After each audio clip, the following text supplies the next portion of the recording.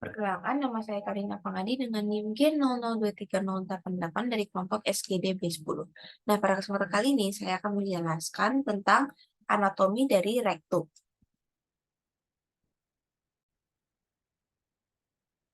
Jadi, rektum sendiri itu akan terbagi menjadi dua, yaitu rektum proprium dan juga kanalis analis.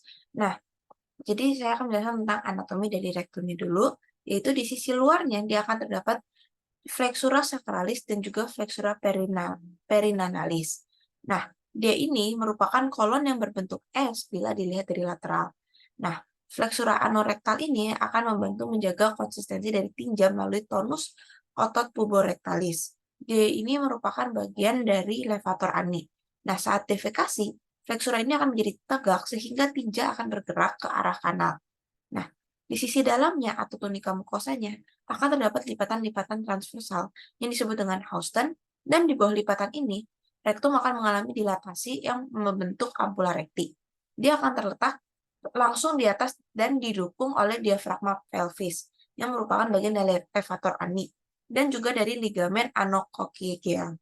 Nah, ampula rekti ini memiliki kemampuan untuk merelaksasi. Kenapa dia berelaksasi? Ini itu untuk menerima dan juga menahan akumulasi dari massa tinja sampai dikeluarkan saat buang air besar. Nah, jadi ampula rekti ini itu salah satu bagian penting untuk mempertahankan dari konsistensi tinjanya. Lalu ada zona transisi dari rektum ke kanalis analis. Dia akan ditandai dengan adanya linea anorektalis atau yang disebut dengan anorektalis junction.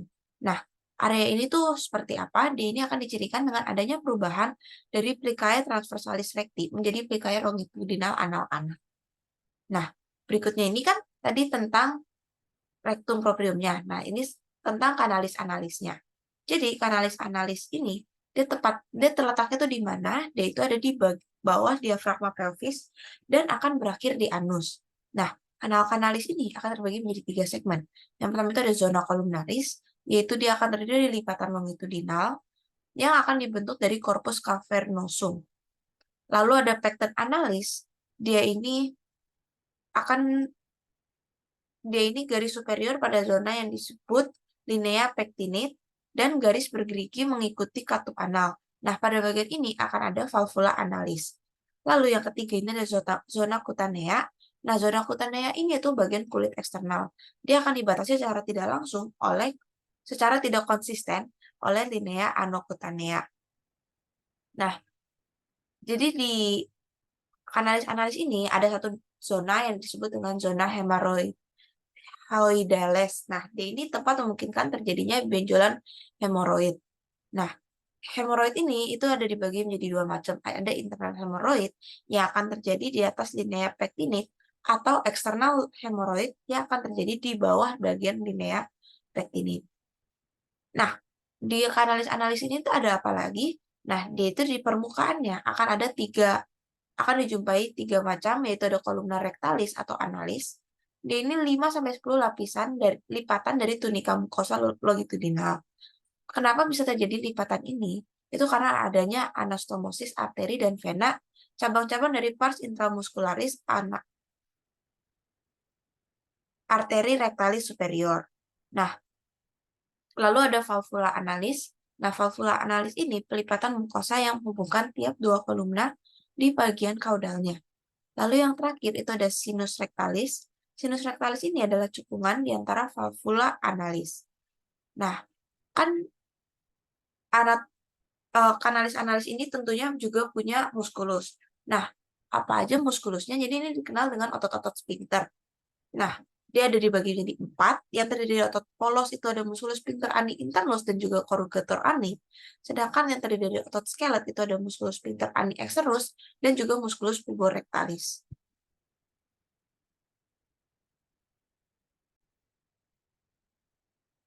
Nah, lalu untuk neurovaskularisasi di bagian rektum dan anus itu gimana sih?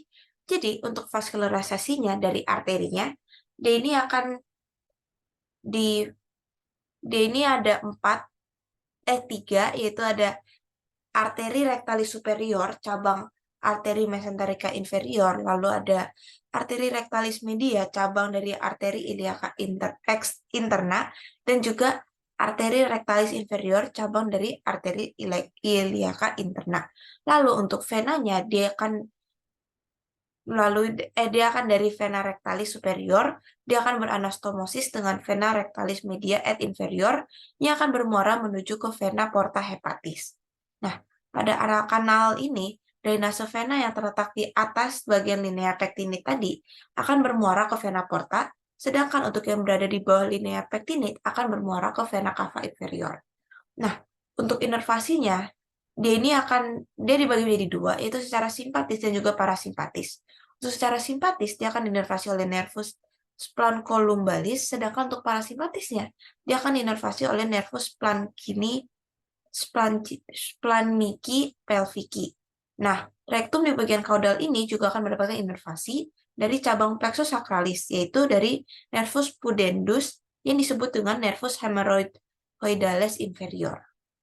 Sekian dari saya tentang rektum. Terima kasih.